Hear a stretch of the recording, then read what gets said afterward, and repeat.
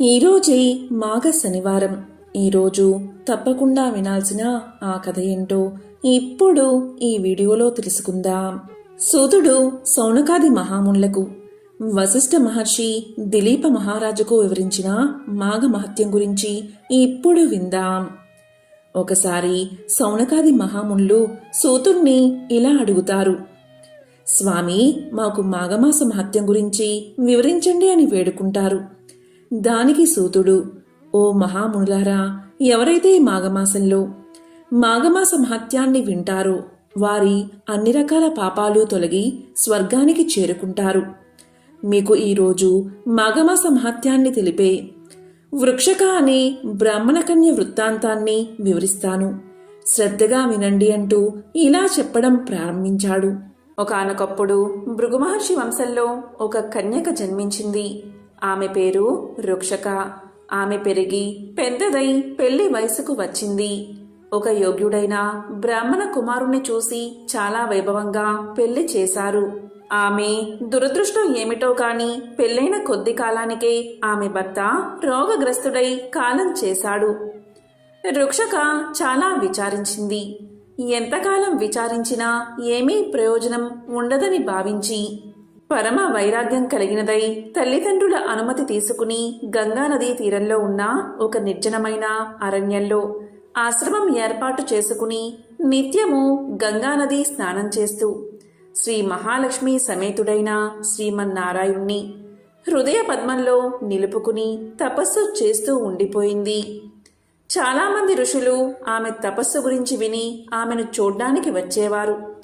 ఆమె యొక్క నియమనిష్టలు చూసి ఆశ్చర్యపడి ఆమెను దీవించి వెళ్ళిపోయేవారు. ఎన్ని సంవత్సరాలు గడిచాయో, ఎన్ని మాఘమాసాలు గడిచాయో ఎవ్వరూ లెక్క పెట్టినవారు లేరు. క్రమంగా వృక్షక వృద్ధురాలు అయింది. ఒక మాఘశుద్ధ ఏకాదశి పర్వదినాన శరీరాన్ని విడిచి విష్ణు లోకాన్ని చేరుకుంది. శ్రీ మహావిష్ణువు ఆమె చేసిన తపస్సు ఫలితంగా ఆమెను తనలో ఐక్యం చేసుకున్నాడు.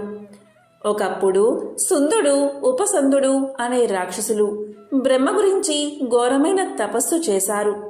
అప్పుడు బ్రహ్మదేవుడు వారి తపస్సుకు మెచ్చుకుని ఏం వరం కావాలో కోరుకోండి అన్నాడు. అప్పుడు వారు మాకు ఇతరుల వల్ల చావు లేకుండా వరమిమ్మని కోరారు. బ్రహ్మ తదాస్తు అన్నాడు. వారు ఆ వర గర్వం చేత త్రిలోకాలను బాధిస్తూ వచ్చారు. వారిని సంహరించే ఉపాయం చెప్పమని బ్రహ్మాది దేవతలంతా కలిసి వైకుంఠానికి వెళ్లారు. విష్ణుమూర్తి నరుడు, నారాయణుడు అనే 2 రూపాలు ధరించి లోక కళ్యాణం కోసం బదరికావనంలో తపస్సు చేస్తున్నాడు. ఆ సంగతి తెలుసుకుని దేవతలంతా నరనారాయణల దగ్గరకు వెళ్లి సుందోపసందుల వల్ల కలుగుతున్న ఉపద్రవాల గురించి చెప్పి వారిని సంహరించే ఉపాయం చెప్పమని అడిగారు. అప్పుడు నారాయణుడు ఇలా పలికాడు. బ్రహ్మదేవా, నీ వర ప్రభావం వల్ల వారిని ఎవరూ చంపలేరు.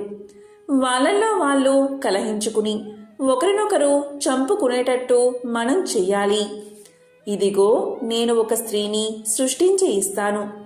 ఆమెను వారి దగ్గరకు పంపు. వారు ఆమె కోసం కొట్టుకు చస్తారు అని చెప్పి ఇది వరకు తనలో ఐక్యం చేసుకున్న వృక్షకను బయటకు రమ్మని ఆమెతో ఇలా పలికాడు. వృక్షక, నువ్వు లోక కళ్యాణం కోసం సుందోపసుందులను ఉపాయంతో సంహరించి రావాలి అని ఆజ్ఞాపించాడు. ఆమె నారాయణుడి ఆజ్ఞ ప్రకారం మహా సౌందర్యవతిగా జగన్మోహినిగా మారి సుందోపసందులు ఉండే చోటికి వెళ్ళింది. ఆమెను చూసి ఆ రాక్షసులిద్దరూ ఇది నన్నే వరిస్తుంది అంటే కాదు, నన్నే వరిస్తుంది అని పోటీపడి ఆమె దగ్గరకు వచ్చి ఇలా పలికారు. మా ఇద్దరిలో నువ్వు ఎవరిని వరిస్తావో చెప్పు అన్నారు. అప్పుడు ఆమె ఇలా పలికింది. మీ ఇద్దరిలో ఎవరు మహాపరాక్రమవంతులో వారినే వరిస్తాను అని చెప్పింది. దానితో వారు ఒకరితో ఒకరు కలియబడి మహాభయంకరంగా 21 రోజులు యుద్ధం చేసి తగిలిన దెబ్బలకు ఇద్దరూ ఒక్కసారే ప్రాణాలను వదిలిపెట్టారు. ఆ మహత్కార్యం నెరవేర్చి వృక్షక తిరిగి నారాయణుడి దగ్గరకు చేరి తన విజయాన్ని గురించి చెప్పింది. అప్పుడు ఆయన సంతోషించి ఆమెను తిరిగి తనలో ఐక్యం చేసుకున్నాడు. లోకాలన్నీ రాక్షస బాధలు లేకుండా సుఖంగా ఉన్నాయి. దత్తాత్రేయ స్వామి తన శిష్యుడైన కార్తవీర్యార్జునుడికి ఇలా చెప్పాడు. పూర్వం మగధ రాజ్యంలో 4 బ్రాహ్మణులు ఉండేవారు. వారు పౌరోహిత్యంతో జీవిస్తూ ఉండేవారు. వారు 4 కుమార్తెలు ఉన్నారు. చిన్నప్పటి నుంచి ఆటపాటలతో వారు ఒక్కటిగా స్నేహంతో పెరిగారు. వారికి యుక్త వయస్సు వచ్చింది. వారు ఒక రోజున స్నానికని తమ ఊరి పక్కనే ఉన్న సరస్సుకి వచ్చారు. అప్పటికే అక్కడ ఒక గురుకుల విద్యార్థి సరస్సులో స్నానం చేస్తూ కనిపించాడు. అతని అందచందాలకు ఈ 4 అమ్మాయిలు మోహపడి అతను బయటికి రాగానే మమ్మల్ని 4 పెళ్లి చేసుకోమని అడిగారు. అప్పుడు ఆ విద్యార్థి, అమ్మాయిలారా, నేనింకా గురుకులంలో చదువుకుంటున్నాను. నా విద్యాభ్యాసం పూర్తి కాలేదు. అట్లాంటప్పుడు నేను పెళ్లి గురించి ఆలోచించలేను. నన్ను వదిలేయండి అని చెప్పాడు. ఆ అమ్మాయిలు అతన్ని పెళ్లి చేసుకోవాల్సిందే అని నిర్బంధించారు. ఆ విద్యార్థి నిరాకరించాడు. దానితో వారికి కోపం వచ్చి మా కోరికను తిరస్కరించి మాకు చాలా నిరాశ కలిగించావు, కనుక నువ్వు పిశాచినివి అయిపొమ్మని శపించారు.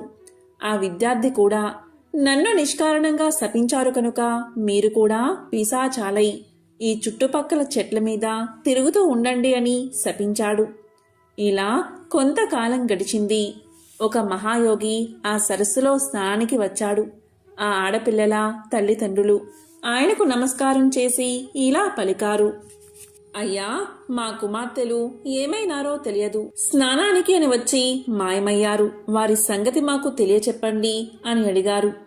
అప్పుడు ఆ యోగి దివ్య దృష్టితో చూసి, ఓ బ్రాహ్మణులారా, మీ అమ్మాయిలు 4 అక్రమంగా ఒక విద్యార్థిని పెళ్లి చేసుకోలేదని కోపంతో శపించి అతని ప్రతిశాపానికి గురై ఈ చెట్టు మీదే తిరుగుతున్నారు. ఆ విద్యార్థి ధర్మబుద్ధుడు కనుక తన గురువుగారి దయవల్ల శాప విముక్తుడు అయ్యాడు. వీళ్ళు మాత్రం ఇలాగే ఉన్నారు అని చెప్పాడు. బ్రాహ్మణులు తమ పుత్రికల శాపం ఎలా తొలగిపోతుందో చెప్పమని యోగిని అడగగా, ఆయన ప్రయాగలో త్రివేణి సంగమంలో గంగా, యమున, సరస్వతులు కలిసే చోట స్నానం చేస్తే శాప విముక్తి కలుగుతుందని చెప్పగా విని ఆయనకు నమస్కారం చేసి పిశాచ రూపంలో ఉన్న తమ కుమార్తెలను పిలుచుకుపోయి మాఘమాసంలో త్రివేణి సంగమంలో స్నానం చేయించారు. దానితో వారి పిశాచ రూపాలు పోయి పూర్వ రూపాలు వచ్చాయి.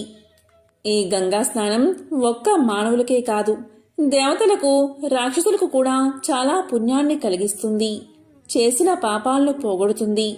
ఒకసారి ఒక మాఘమాసంలో దేవలోకంలోని ఒక గంధర్వుడు గంగా స్నానం చేసి వద్దాము రమ్మని భార్యను కూడా వెంటబెట్టుకుని భూలోకానికి వచ్చాడు. గంధర్వుడు గంగా స్నానం చేశాడు కాని అతని భార్య స్నానం చేయడానికి ఇష్టపడలేదు. అతడు ఎంతో బ్రతిమాలాడాడు, కాని వినలేదు ఆమె. దానితో గంధర్వుడికి కోపం వచ్చి నువ్వు దేవలోకానికి రావద్దని నియమం చేసి వెళ్లిపోయాడు. ఆమె భూలోకంలోనే తిరుగుతూ విశ్వామిత్రుడు తపస్సు చేసుకునే చోటికి వెళ్లి కొంటెతనంతో అతని తపస్సుకి భంగం కలిగించింది. దీంతో విశ్వామిత్రుడు కూడా ఆ గంధర్వ స్త్రీని చూసి వ్యామోహంలో పడిపోయాడు.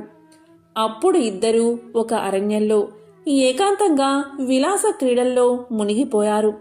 అప్పుడు ఆ గంధర్వుడు మళ్లీ తన భార్యను వెతుక్కుంటూ వచ్చి విశ్వామిత్రుడితో విహరిస్తున్న భార్యను చూసి కోపంతో పాషాణమై ఉండమని శపించాడు.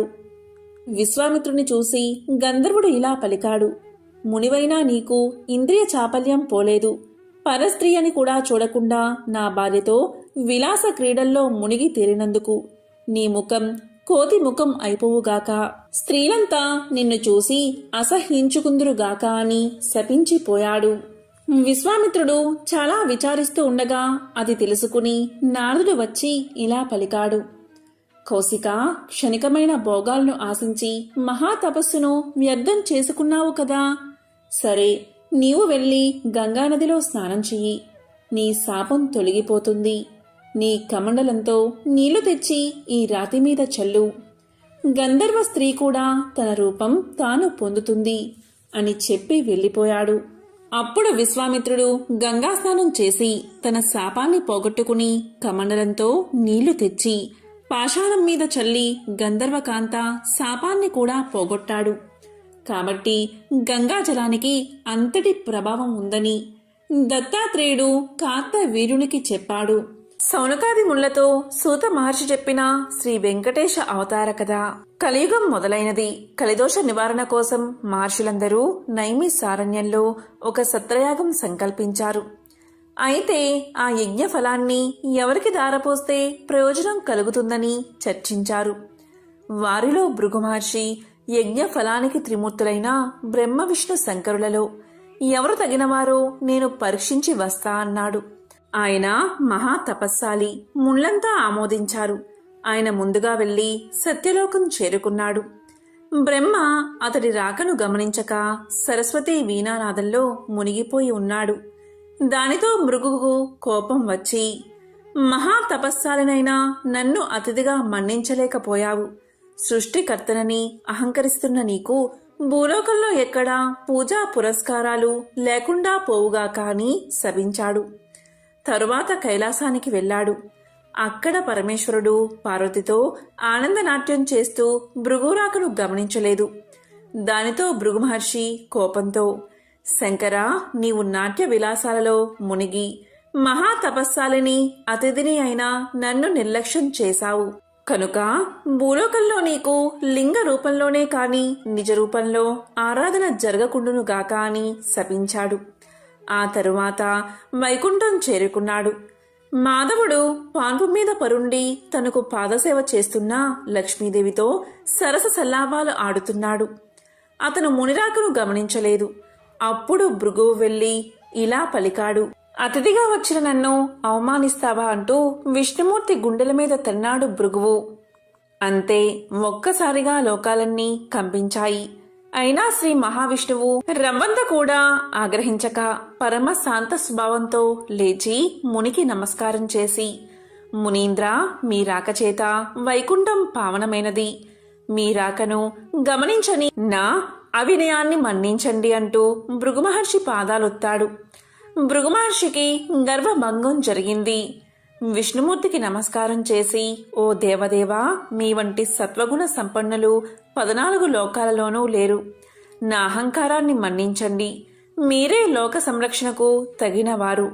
కాబట్టి భూలోకంలో కలి ప్రభావాన్ని నశింపచేసి ధర్మ సంరక్షణ చేసి ప్రజల కష్టాలను తీర్చడానికి తప్పకుండా అవతరించండి అని ప్రార్థించి తిరిగి భూలోకానికి వచ్చి ముళ్లతో, త్రిమూర్తుల్లో పరమ శాంతమూర్తి అయిన శ్రీమన్నారాయణుడే యజ్ఞ ఫలానికి అర్హుడు అని తేల్చి చెప్పాడు భృగువు. మునులందరూ సత్రయాగం చేసి ఆ ఫలాన్ని యజ్ఞ పురుషుడైన మహావిష్ణువుకే దారపోశారు. అక్కడ వైకుంఠంలో లక్ష్మీదేవికి కోపం వచ్చింది. శ్రీహరి వక్షస్థలమే తన నివాసం. ఆ నివాసాన్ని ఒక ముని కాలితో తన్నాడు. అందుకు శ్రీహరి కోపగించక ఆయనకు సకల మర్యాదలు చేశాడు. భర్తయే తన్ని గౌరవించలేదు అని అలిగి భూలోకానికి ప్రయాణమైనది లక్ష్మీదేవి. లక్ష్మి లేని ఇల్లు కళావిహీనమైనది.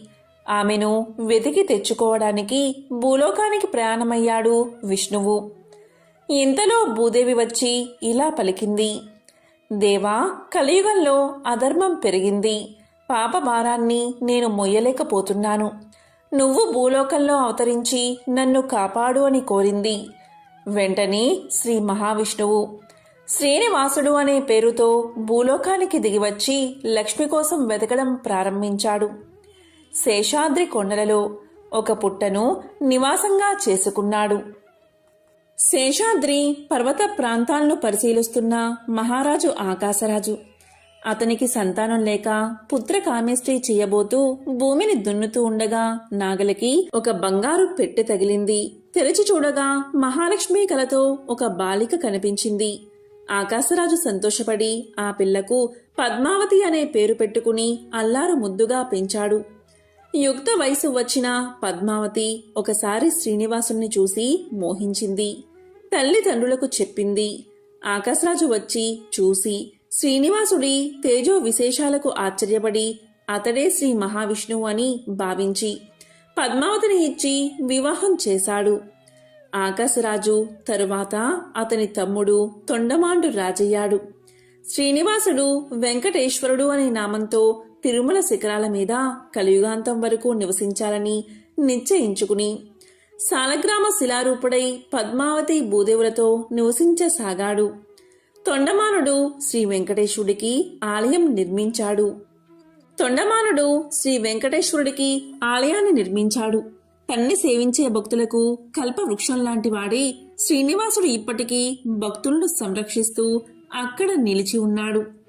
సౌనకాది మహాముళ్లంతా సోదరుడు చెప్పింది విని వెంకటాచలంపై వెలిసాక శ్రీనివాసుని అనుగ్రహం పొందిన వారెవరైనా ఉంటే వారి కథను వినిపించు అని సూతుడిని అడిగారు. అప్పుడు సూతుడు ఇలా చెప్పడం ప్రారంభించాడు. పూర్వకాలంలో బీబీ నాంచారమ్మ అనే ఆమె ఉండేది. ఆమె మాలిక్ కాఫీర్ అనే సేనాని కుమార్తె. ఆమె అసలు పేరు సురతాని. స్వతహాగా హిందువైన మాలిక్ కాఫీర్ అల్లావుద్దీన్ ఖిల్జాకి సేనానిగా మారి తాను కూడా ముస్లిం మతాన్ని స్వీకరించాడు. తన రాజ్యాన్ని విస్తరించే బాధ్యతను ఖిల్జీ మాలిక్ కాఫీర్ మీద ఉంచాడు. దాంతో మాలిక్ కాఫీర్ దక్షిణ భారతదేశం మీదకి విరుచుకుపడ్డాడు. తమ దండయాత్రలో భాగంగా మాలిక్ శ్రీరంగాన్ని చేరుకున్నాడు. అతను శ్రీరంగం చేరుకునేసరికి రంగనాథుని ఆలయం భక్తులు సమర్పించిన కానుకలతో దగదగలాడిపోతుంది. పంచలోహాలతో రూపొందించిన స్వామి యొక్క ఉత్సవమూర్తిని చూసిన కాఫీర్ కళ్ళు చెదిరిపోయాయి. అలాంటి విగ్రహాలను కరిగిస్తే ఎంత ధనం సమకూరుతుందో కదా అనుకున్నాడు లోపల. అలా తన దండయాత్రలో దోచుకున్న వందలాది విగ్రహాలలోకి రంగనాథుడి ఉత్సవ విగ్రహాన్ని కూడా చేర్చుకుని ఢిల్లీకి బయలుదేరాడు కాఫీర్. ఢిల్లీకి చేరుకున్న తర్వాత తాను దోచుకున్న సొత్తుని తన కుటుంబం ముందర గొప్పగా ప్రదర్శించాడు మాలిక్ కాఫీర్. వాటినిటి మధ్య శోభాయమానంగా వెలిగిపోతున్న రంగనాథుడి విగ్రహాన్ని చూసిన అతని కూతురు తనకు ఆ విగ్రహాన్ని ఇవ్వమని తండ్రిని అడిగింది. ఆ విగ్రహం ఆమె చేతికి అందిందే తడువుగా దాన్ని తన తోడుగా భావించసాగింది. విగ్రహానికి అభిషేకం చేయడం, పట్టు వస్త్రాలతో అలంకరించడం, ఊయల ఊపడం అలా తనకు తెలియకుండానే ఒక ఉత్సవమూర్తికి చేసే కైంకర్యాలటిని ఆ విగ్రహానికి అందించసాగింది. ఆ విగ్రహంతో ఒక్కో రోజు గడుస్తున్న కొద్దీ దానిమీదే సురతాని మనసు లగ్నం కాసాగింది. మరోపక్క రంగనాథుడి ఉత్సవమూర్తిలేని శ్రీరంగం వెలవెలబోయింది. దండయాత్రలో చనిపోయిన కుటుంబాలు ఎంతగా బాధపడ్డాయో రంగనాథుడి విగ్రహం కోల్పోయిన భక్తులు అంతే బాధలో మునిగిపోయారు. చివరికి భక్తులందరూ ధైర్యం తెచ్చుకుని ఆ మాలిక్ కాఫీర్ని వేడుకునేందుకు ఢిల్లీ ప్రయాణమయ్యారు. సాక్షాత్తు ఆ రామానుజాచార్యులే వారికి ప్రాతినిధ్యం వహించారని చెబుతారు. రంగనాథుడి ఉత్సవమూర్తిని వెతుక్కుంటూ తన ఆస్థానాన్ని చేరుకున్న అర్చకులను చూసి మాలిక్ కాఫీర్ యొక్క మనసు కరిగిపోయింది. ఆ విగ్రహాన్ని వారు తిరిగి తీసుకువెళ్లేందుకు సంతోషంగా అనుమతిని అందించాడు. అయితే ఆపాటికే రంగనాథుడి మీద మనసు పడిన సురతాని గురించి విన్న అర్చకులు ఆమె ఆదమర్చి నిద్రించే సమయంలో ఆ విగ్రహాన్ని ఊరు దాటించారు. సురతాని ఉదయాన్నే లేచి చూస్తే ఇంకేముంది, తన కలల ప్రతిరూపం కనుమరుగు అయినది. ఎవరు ఎంత ఓదార్చినా సురతాని మనసు శాంతించలేదు. ఆ విష్ణుమూర్తిని తన పతిగా ఎంచుకున్నానని కరాఖండిగా చెప్పేసింది. ఆ విగ్రహాన్ని వెతుక్కుంటూ తాను కూడా శ్రీరంగానికి పయనమైనది. అప్పుడు శ్రీరంగం చేరుకున్న సురతాని ఆ రంగనాథుడిలో ఐక్యమైపోయిందని చెబుతారు. ఇప్పటికీ శ్రీరంగంలో ఆమె నిలువెత్తు రూపాన్ని చూడవచ్చు. ఇదే బీబీ నాంచారమ్మ కథ. స్వామికి సంబంధించిన ఒక విశేషమైన దివ్య చరితాన్ని ఇప్పుడు తెలుసుకుందాం. పూర్వం ఒకసారి సనక సనందనాది మహర్షులందరూ వైకుంఠంలోని శ్రీమన్నారాయణుని దర్శనం చేసుకున్నారు. ఆయన్ని అనేక విధాలుగా స్తుతించిన తరువాత తాము వచ్చిన పనిని తెలియచేశారు. వారు ఈ విధంగా పలికారు: కలియుగంలో ధర్మం ఒంటి పాదంలో నడుస్తుంది. ప్రజలు ఆహార విహారాలకే ప్రాధాన్యత ఇస్తూ ఆచారహీనులుగా జీవిస్తూ కామక్రోధాలకు వసులై కలి ప్రభావంతో అధర్మబద్ధమైన జీవితాన్ని గడుపుతున్నారు. అందువల్ల ప్రజల్ని చక్కదిద్ది ధర్మాన్ని ఉద్ధరించే ఉపాయం సెలవు ఇవ్వమని మహర్షులు శ్రీ మహావిష్ణువును అర్థించారు. అప్పుడు శ్రీ మహావిష్ణువు ఈ విధంగా చెప్పడం ఆరంభించాడు. అధర్మం ప్రబలినప్పుడు స్వయంగా యుగయుగమునందున అవసరాలకు అనుగుణంగా వివిధ అవతారాలు ధరించాను. కానీ కలియుగం పాప భూయిష్టమై అధర్మం ప్రబలనిది. కలియుగంలో మొదటిగా తిరుమల వైకుంఠంలో ప్రత్యక్షంగా, తరువాత లక్ష్మీ క్రీడా స్థానమై మానవుల యొక్క ఘోర సంసార బాధలను సాగరమున నౌకవలే దరిచేచున్నది అయిన దక్షిణ గంగగా పేరుగాంచిన గౌతమి గోదావరి తీరమున ఒక పురమనడి అంటే వాడపల్లి పురమందు అవతరించి భక్తులను ఉద్ధరిస్తాను అని పలికాడు మహావిష్ణువు. ఈ విధంగా ఆయన ఇచ్చిన మాట ప్రకారం కలియుగ ప్రారంభమున తిరుమలలో శ్రీవారు అవతరించడం జరిగింది. తరువాత మహర్షులందరూ గోదావరి పుట్టిన ప్రాంతమైన నాసికా త్రయంబకం వద్ద తపస్సు చేసుకుంటూ ఉన్నారు. అప్పుడు శ్రీ స్వామివారు వారిని అనుగ్రహించి ఎర్ర చందనము అనే కొయ్యలో లక్ష్మీ సహితంగా అవతరించడం జరిగింది.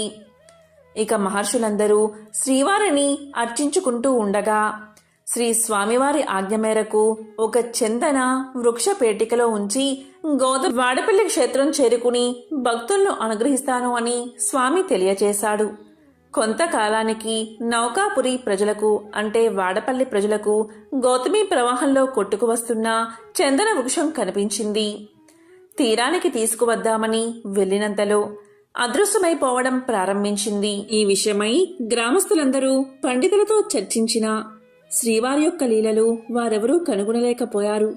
తిరిగి శ్రీవారే భక్తుడైన వృద్ధ బ్రాహ్మణుడుకు కల్లో కనిపించి, కలి కల్మషం వల్ల మీరు నన్ను కనుగొనలేకపోతున్నారు కనుక పురజనులందరూ వేకువనే గౌతమి స్నానంతో పవిత్రులై మంగళ వాయిద్యాలతో నౌకలో నదీ గర్భంలోకి వెళితే కృష్ణగరుడ వాలిన చోట నేనున్న చందనపేటిక దొరుకుతుందని చెబుతారు. దాంతో పురజనులు శ్రీ స్వామివారి ఆదేశాన్ని పాటించి నౌకలో నది గర్భంలోకి వెళ్ళగా చందన పేటిక లభించింది. దాన్ని తీరానికి తీసుకువచ్చి నిపుణుడైన శిల్పితో తెరిపించగా అందులో శంఖచక్ర గదాధారుడే లక్ష్మీ సహితుడైన దివ్య మంగళ విగ్రహం కనిపించింది. అంతలోనే అక్కడికి దేవర్షి నారదుడు విచ్చేశాడు. గతంలో మహర్షులు వైకుంఠానికి వెళ్లి ప్రజలకు ధర్మాన్ని ఉద్ధరించడానికి ఉపాయం చూడవలసిందిగా విష్ణువును ప్రార్థించడం, విష్ణువు నౌకాపురిలో అర్చావతారంగా వెలుస్తానని చెప్పడం మొదలైన విషయాలు నారదుడు పురజనులకు వివరించాడు. అందుకు నిదర్శనంగా శ్రీ స్వామివారు కటిహస్తానికి బదులుగా గదాధారుడై వెలుయుట జరిగినది. తరువాత సప్త ప్రాకారాలతో దేవాలయాన్ని కట్టింప చేశారు. వేమంటే పాపాలను, కట అంటే పోగొట్టేవాడు కనుక స్వామికి వెంకటేశ్వరుడని నాలుడే స్వయంగా నామకరణం చేసి ప్రతిష్ఠింప చేశాడు.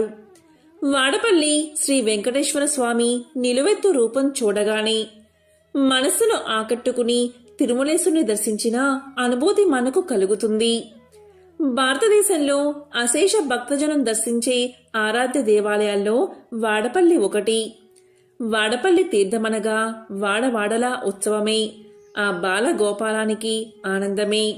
ప్రతి ఏటా చైత్రశుద్ధ ఏకాదశి నాడు శ్రీ స్వామివారి తీర్థం కళ్యాణోత్సవం వైభవంగా జరుగుతాయి.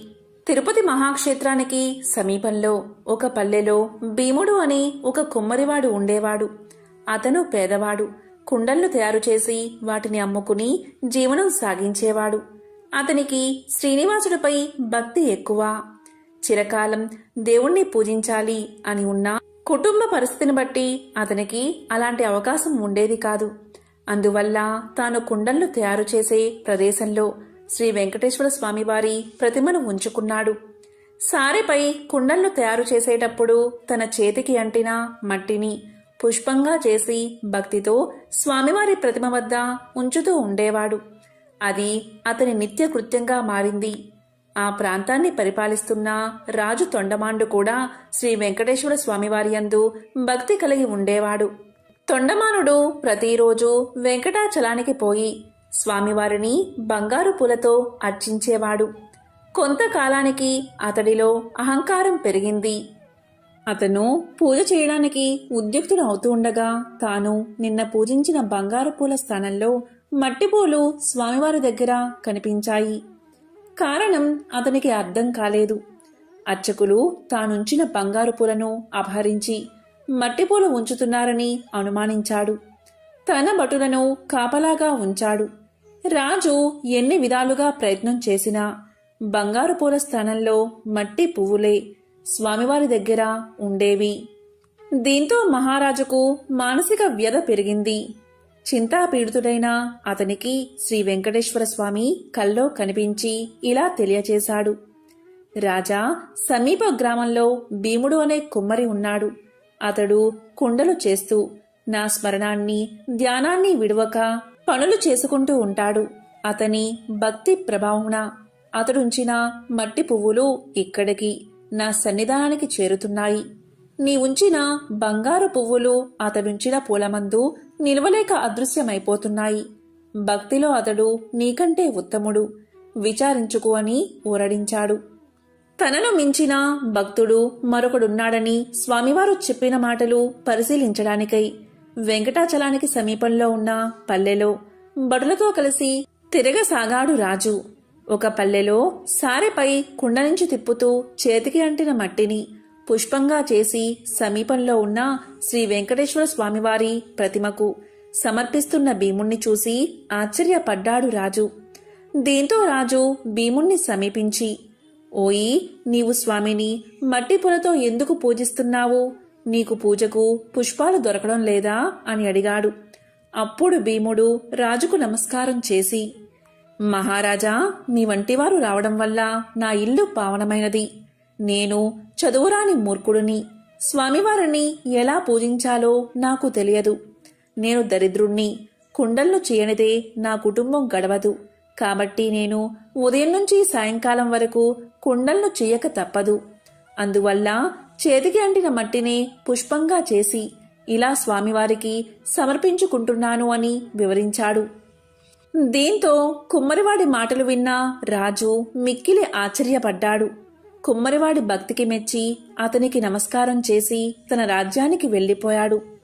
ఆ తరువాత కొంతకాలానికి భీముడు సశరీరంగా వైకుంఠానికి చేరుకున్నాడు.